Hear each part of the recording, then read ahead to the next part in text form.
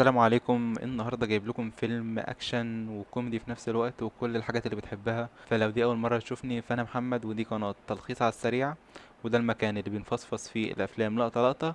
فيلا بينا نصلي على النبي ويلا بينا. بدايتنا من قلب حارة شعبية مع بنت صغيرة اسمها رؤية. في الوقت دوت كانت بتجري من شوية عيال صغيرين عايزين يتخانقوا معاها، وكل دوت علشان عجنتهم لما رخموا عليها.